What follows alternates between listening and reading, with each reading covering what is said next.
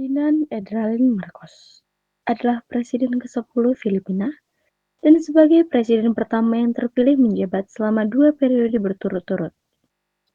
Dia mengawali karirnya sebagai Presiden Filipina pada 30 Desember 1965. Tak ada hal yang buruk pada periode pertama kepemimpinannya sebagai presiden. Mulai tumbuh pembangunan infrastruktur, kebijakan-kebijakan luar negeri yang aman, dan juga keuangan pemerintahan yang cukup stabil. Namun sungguh sayang, dengan terpilihnya Marcos kembali justru membawa dampak buruk bagi rakyat Filipina.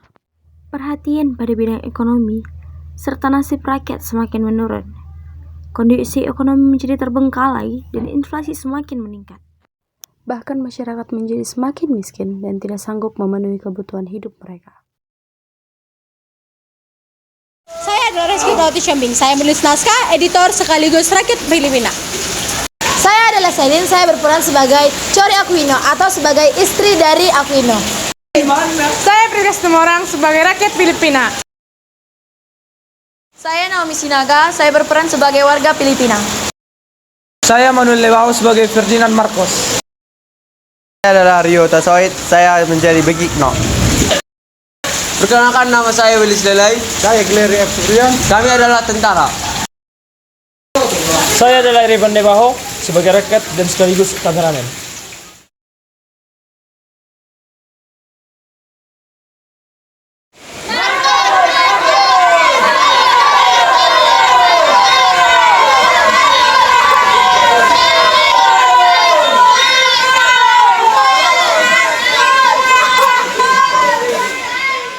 Pada 1969, Filipina kembali menjalankan pemilu.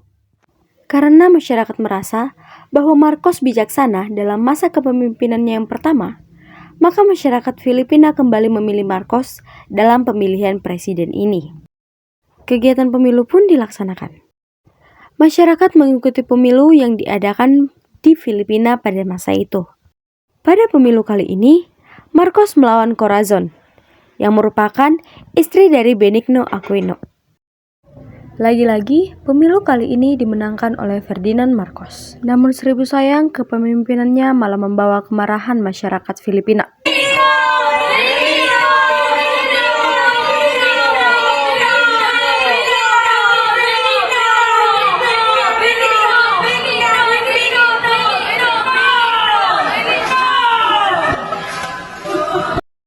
Negara menjadi miskin dan rakyat pun semakin sengsara.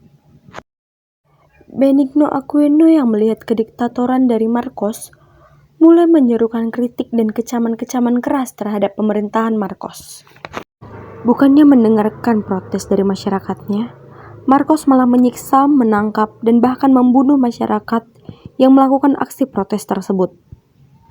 Hingga pada akhirnya, Benigno mulai mengajak rakyat untuk berkumpul agar dapat melakukan aksi penyeruan protes terhadap pemerintahan Marcos.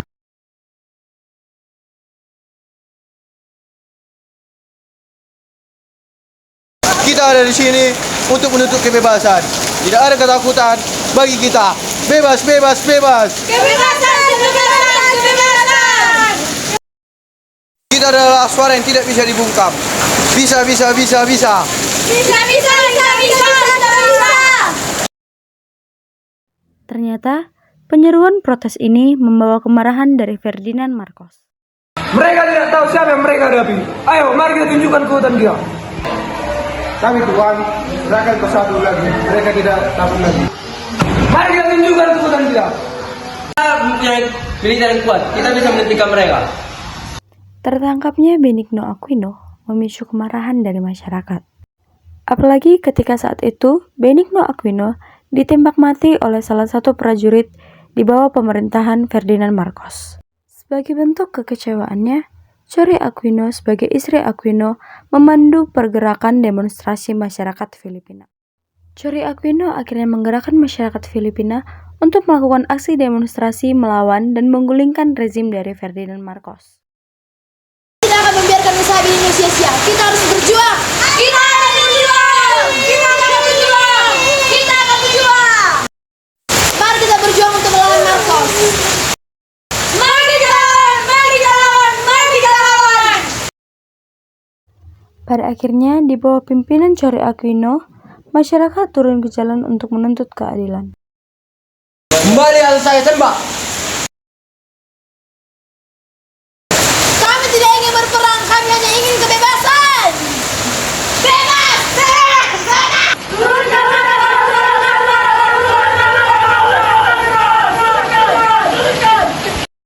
Kita tidak mungkin menembak rakyat kita sendiri. Kita akan kembali kepada masyarakat. Ini adalah kemenangan kita semua. Mari kita bangun Filipina yang baru. Bersama-sama kita menggulingkan rezim Marcos. Merdeka! Merdeka! Merdeka!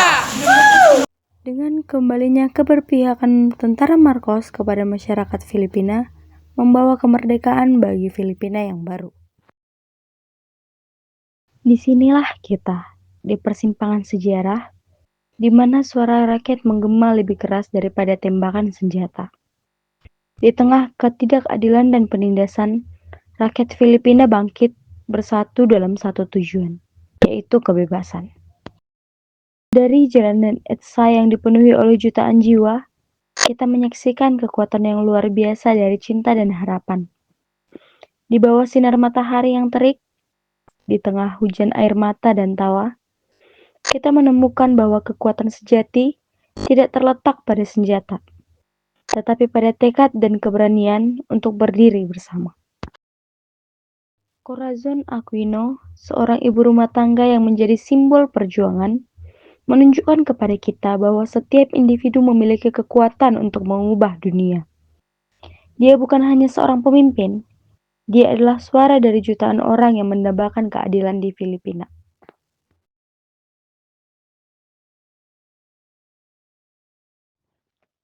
Namun, perjuangan kita tidak berhenti di sini. Kita harus terus menjaga api semangat ini tetap menyala.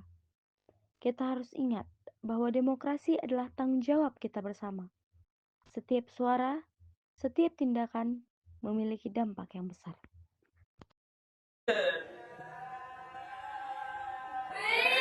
Mari kita jaga warisan ini, bukan hanya untuk kita, tetapi untuk generasi yang mendatang. Mari kita terus berjuang untuk keadilan, untuk hak asasi manusia, dan untuk masa depan yang lebih baik.